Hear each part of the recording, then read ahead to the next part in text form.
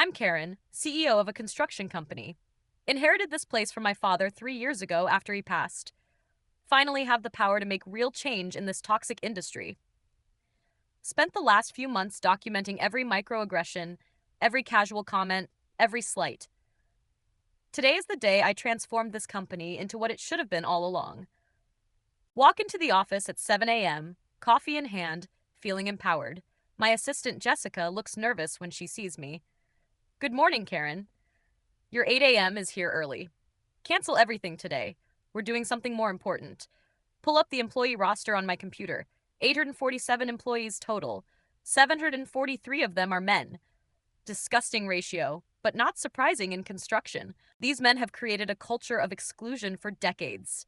Time to level the playing field. Call Jessica into my office. I need you to prepare termination paperwork for every male employee. Her face goes white. Karen, did you mean the problematic ones? Like the guys from the incident last month? No, Jessica, every single one. She's staring at me like I've lost my mind. That's over 700 people, Karen. We can't possibly. We're creating an inclusive workplace where women can thrive without masculine toxicity. Spend the next hour explaining to her why this is necessary. Men dominate construction because they've built systems to exclude women. The only way to break these systems is radical action. She keeps asking about contracts and legal issues, boring details that miss the bigger picture. By 9 a.m., I have the paperwork ready. Decide to start with the executive team. Call in Noah, my VP of Operations. He's been here 15 years. Thinks he knows everything. Noah, thank you for your service, but we're restructuring. Hand him the termination papers. His face goes through about 5 emotions at once. Karen, what is this about? My quarterly reports show we're ahead of projections. This isn't about performance, Noah. It's about creating an equitable workplace. He reads the paperwork, looks confused. Are you firing me because I'm a man? I'm firing you because this company needs fresh perspective. Technically not lying. He starts arguing about wrongful termination. Security escorts him out within 10 minutes. Feels amazing to see his entitled shock. Next is David from HR. He actually has the nerve to warn me about legal implications. Karen, mass terminations based on gender could expose us to massive lawsuits. David, you've enabled this toxic culture for years by protecting problematic men. But we need proper documentation. Performance reviews. Your services are no longer required. Watch him pack his desk while muttering about lawsuits. These men always threaten legal action when they lose power. By noon, I've terminated the entire C-White. Word is spreading through the office. Can see groups of men whispering, looking panicked. Good. They should feel uncomfortable for once. Call an all-hands meeting for 2 p.m. The main conference room is packed. Mostly men looking confused and angry. The women look nervous but curious. Stand up and survey the room. Today marks a new chapter for this company. For too long, women in construction have faced barriers, harassment, and exclusion. Starting today, we're building a workplace that prioritizes equality and inclusion. Hands start going up. Ignore them and continue. Effective immediately, all male employees are being released to pursue other opportunities. The room erupts, men shouting over each other. This is illegal. You can't fire us for being men. The union will hear about this. Hold up my hand for silence. Security will escort you to collect your belongings. Severance packages are being processed. Actually, feel proud watching them file out. Some are angry, some look defeated. A few women approach me afterward. Karen, are you sure about this? We're going to lose a lot of experience. Sarah, trust the process. We're going to prove women can run construction better than men. Spend the rest of the day watching security clear out desks. 743 men gone by 6 p.m. Office feels so much calmer already. That weekend, I'm energized planning our new direction. We have 104 female employees left. Time to redistribute roles and responsibilities. Promote Sarah to VP of Operations. Even though she was just a project coordinator, she has potential and won't be corrupted by masculine thinking. Make Linda the new head of safety despite her background in accounting. Numbers are numbers. Safety can't be that complex. Spend Monday morning in meetings with the remaining team. Everyone seems overwhelmed, but that's normal during transitions. Ladies, we're pioneers. The construction industry is watching. We're going to show them that women don't need men to build things. First red flag comes Tuesday. Sarah comes to my office looking stressed. Karen, we have a problem. The River Heights project is behind schedule. How behind? 3 weeks. We lost the entire crew when the restructuring happened, so hire new people.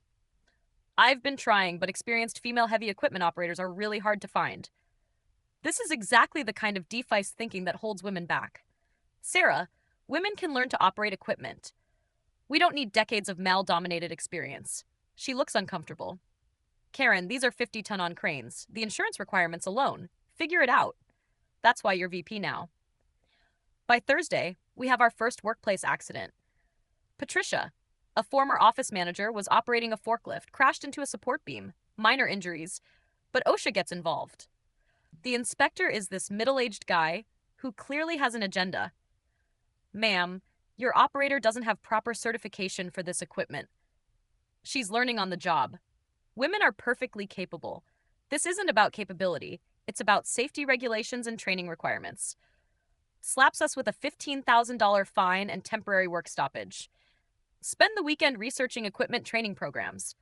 Everything requires weeks or months of certification, clearly designed to keep women out of these roles. Another example of systemic barriers.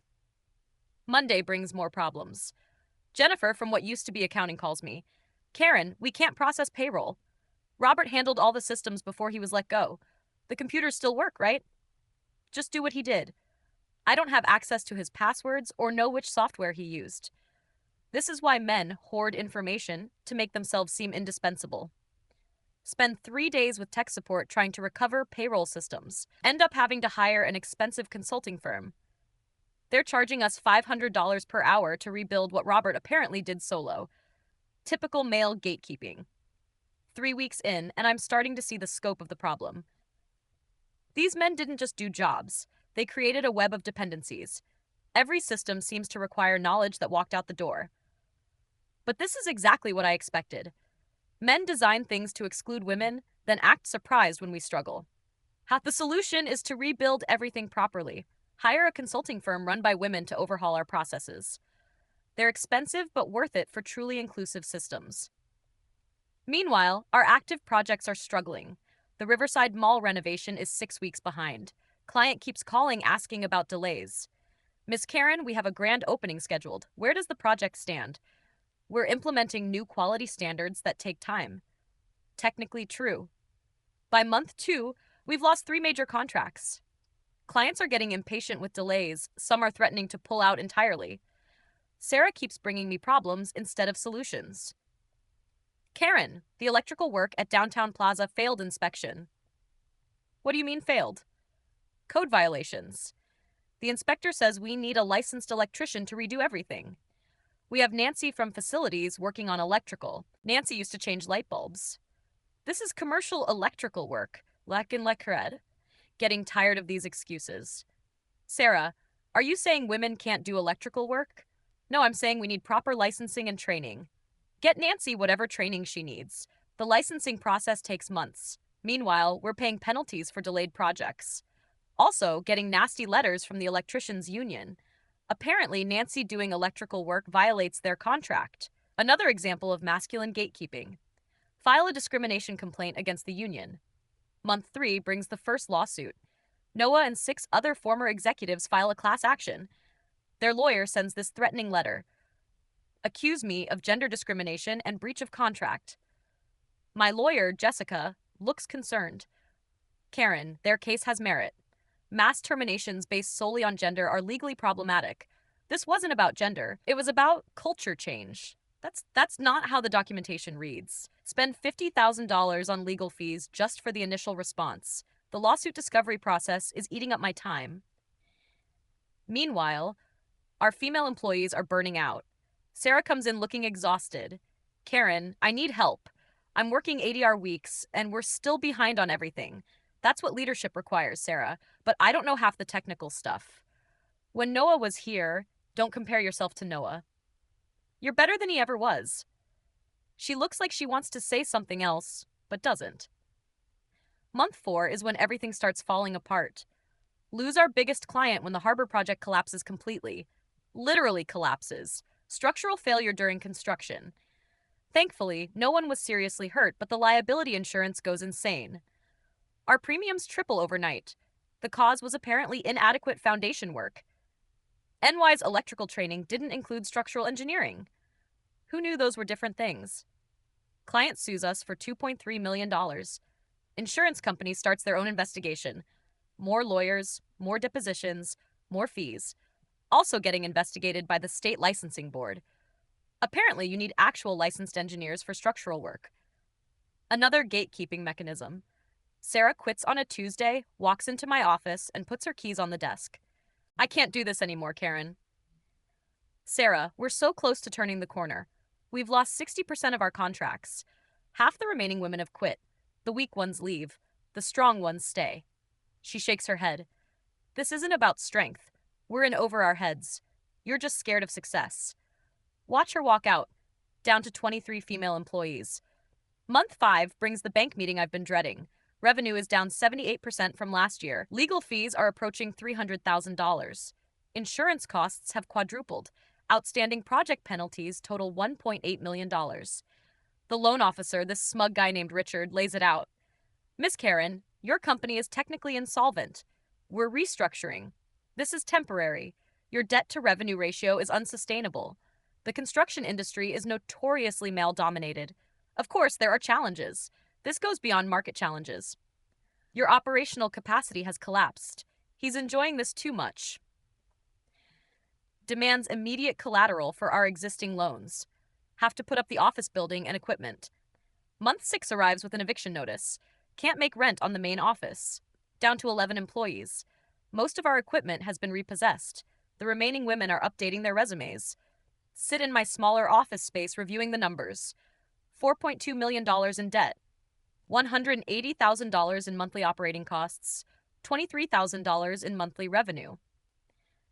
Basic math says this doesn't work, but math is probably biased. Anyway, the final blow comes from an unexpected source. Get a call from Detective Rodriguez.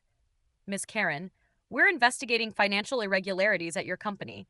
Apparently, some of the former male employees reported suspicious spending. They claim I misused company funds during the transition, the consulting fees, legal costs, everything. Ma'am, you spent $400,000 on consulting in 4 months. That was necessary for restructuring to rebuild payroll systems that were working fine. These men are petty enough to involve law enforcement. Typical masculine revenge tactics. The investigation takes 2 weeks. Forensic accountants going through every transaction. Turns out there are regulations about fiduciary responsibility. Who knew being CEO involved so many technicalities? My lawyer suggests filing for bankruptcy. Chapter 11 reorganization might save some assets. Or we could fight this. Prove the system is rigged against women. Karen, you have no revenue stream and massive debt. Fighting won't change math. Even my female lawyer is giving up. File the paperwork on a Friday. 847 employees 6 months ago, 0 employees today. The office is empty except for boxes.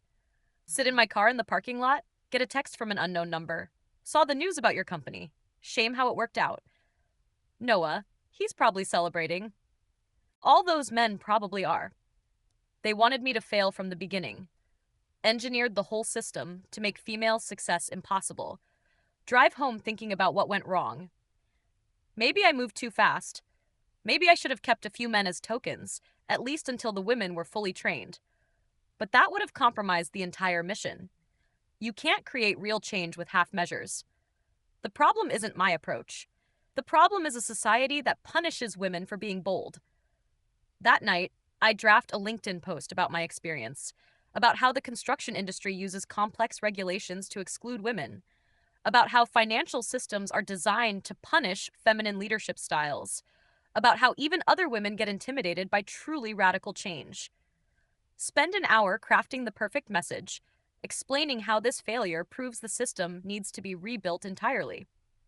Post it and wait for the supportive responses. Instead, I get mostly silence. A few comments from other women in leadership. Maybe consider a more gradual approach next time. Small steps lead to lasting change. They don't get it. Gradual approaches just maintain the status quo.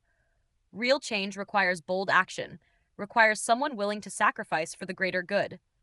3 months later, I'm working as a project manager for a mid-sized firm. My new boss is this guy named Trevor. He's younger than me, but somehow has more construction experience. Keeps explaining basic concepts like, I've never worked in the industry. Classic mansplaining. During team meetings, he dismisses my suggestions. When I propose more inclusive hiring practices, we hire based on qualifications and experience, but that maintains existing inequalities. Our priority is project delivery and client satisfaction. Short-sighted thinking. He doesn't understand that diversity improves outcomes. The irony is that he's successful using exactly the old boy networks I fought against. Gets contracts through relationships with other men. Hires people based on recommendations rather than merit.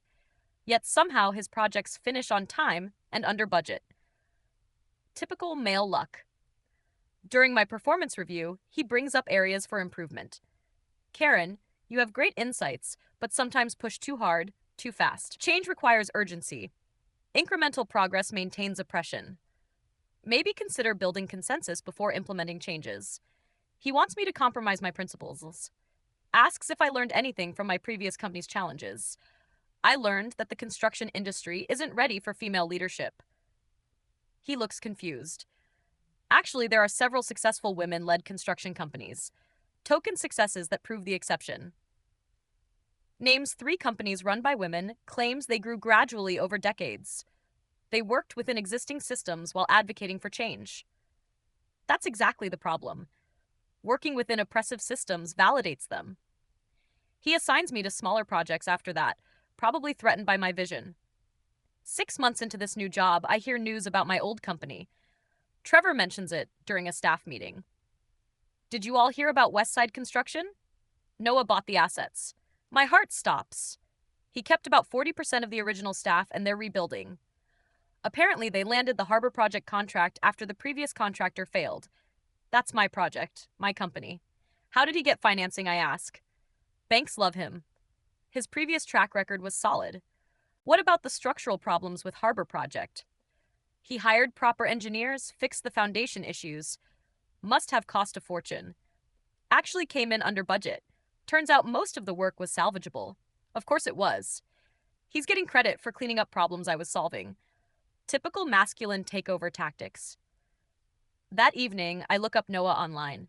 His LinkedIn shows he spent the 6 months as a consultant, helped 3 other construction companies optimize operations, somehow turned his termination into a career boost, has testimonials from former clients about his expertise, even some from women praising his inclusive management style. One comment stands out. Noah created advancement opportunities for women while maintaining operational excellence. From Sarah, my former VP.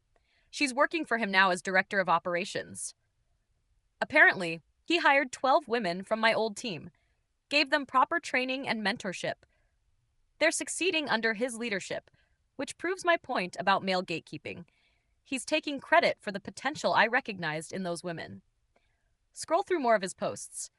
He's speaking at industry conferences about sustainable organizational change, using my failure as a case study for what not to do. Radical approaches often backfire. Lasting change requires patience and strategy. Easy to say when you're rebuilding with my foundation. Find an article about the harbor project completion. Quotes from Noah about innovative approaches.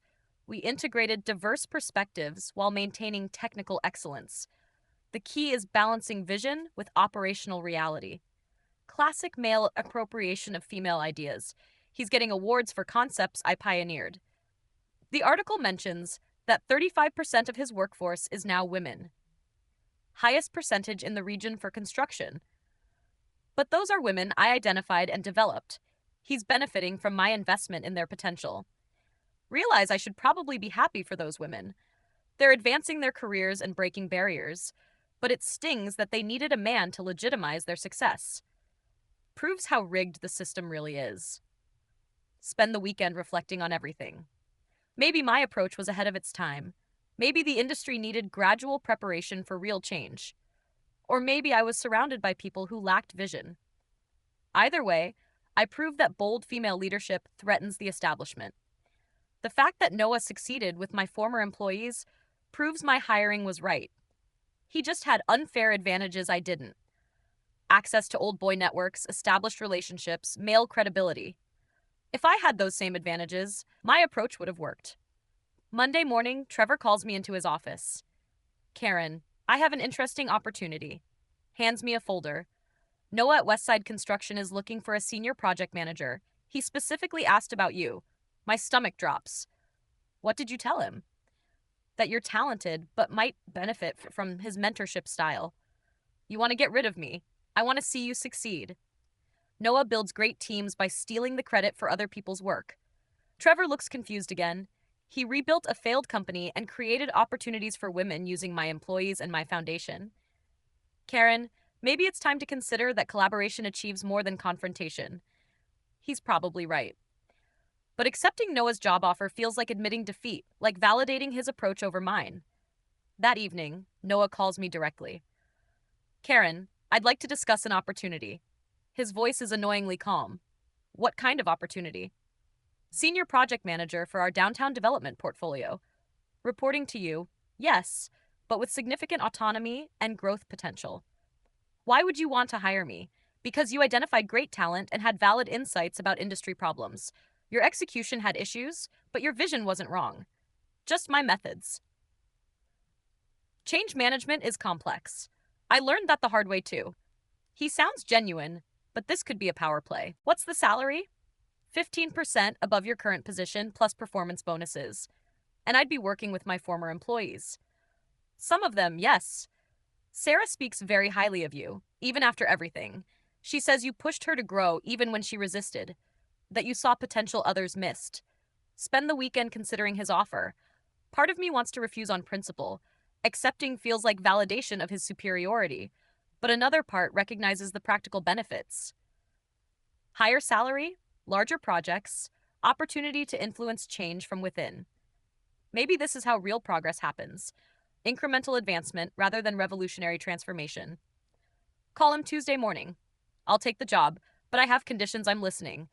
I want input on hiring decisions and company culture initiatives. Done. What else? And I want credit for my contributions, not just execution of your vision.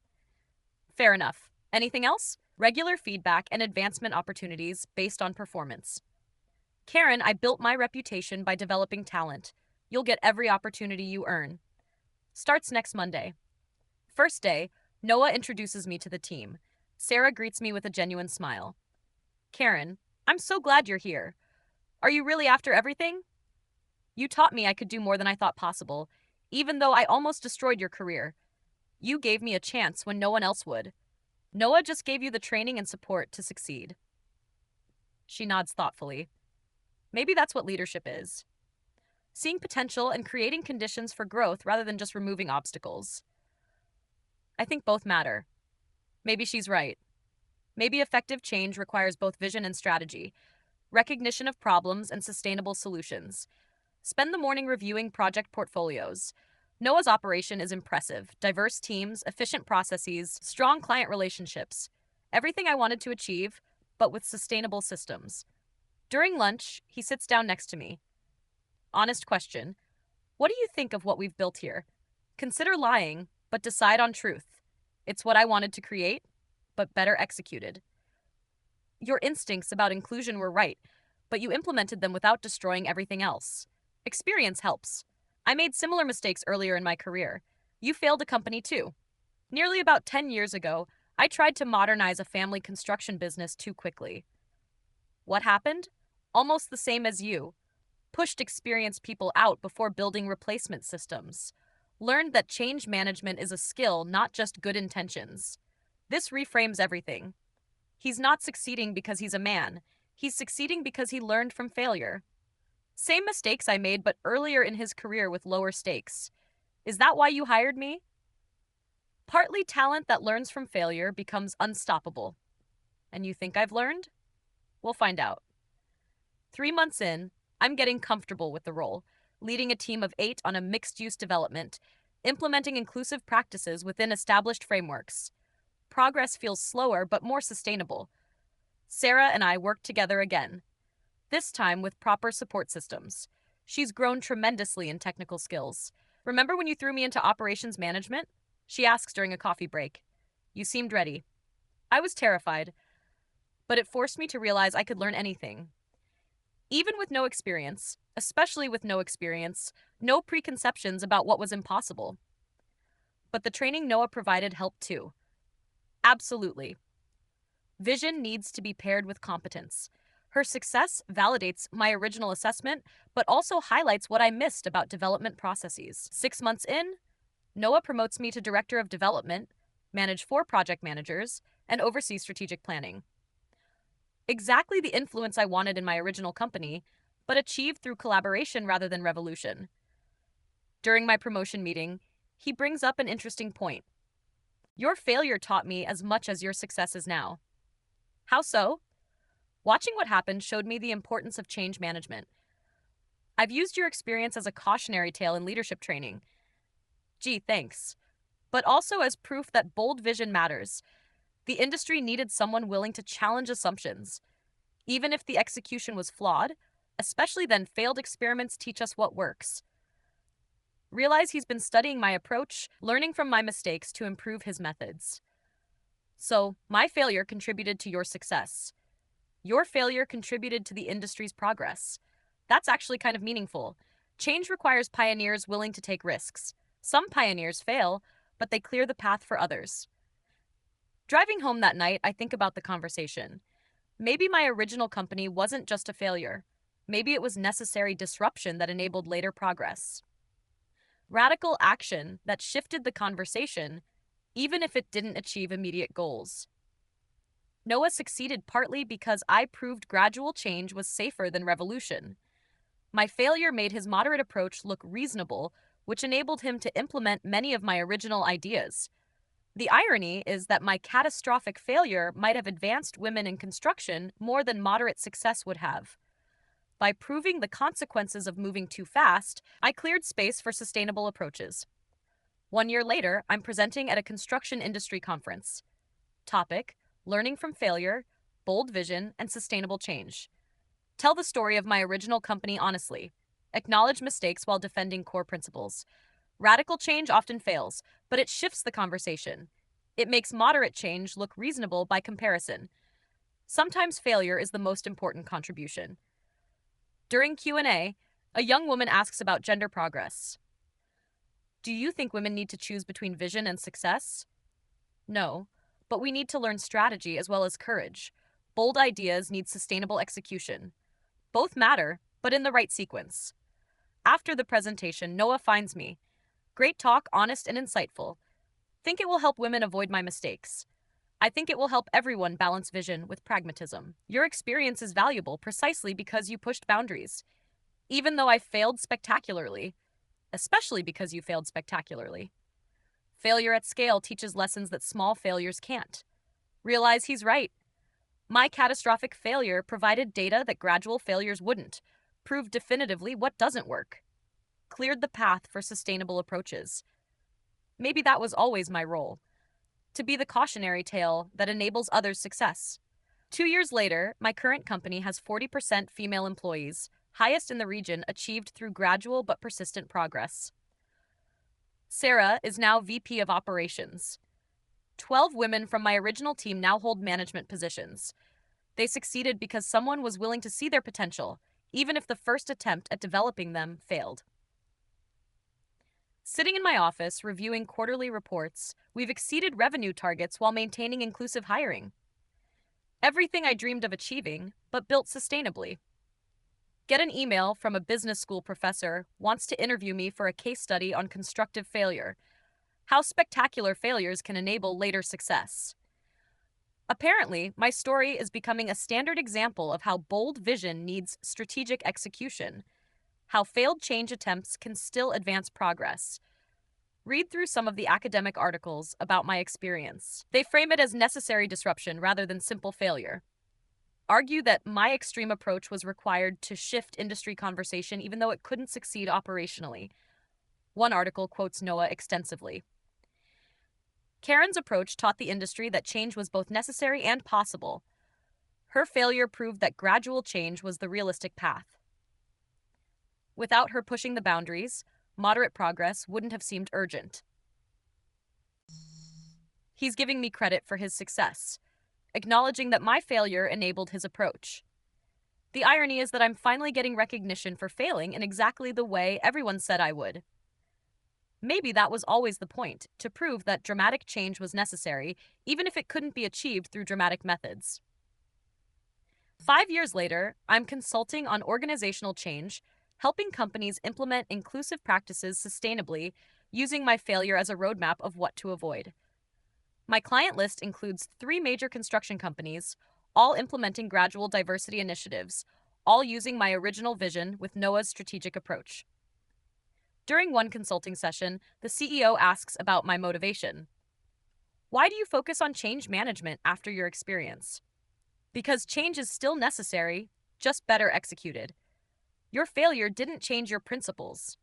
It changed my methods, not my goals. The industry still needs transformation. It just needs sustainable transformation. Realize this conversation would have gone differently 6 years ago.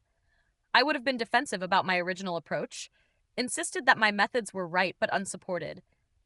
Now I can acknowledge mistakes while maintaining core convictions. Maybe that's the real lesson.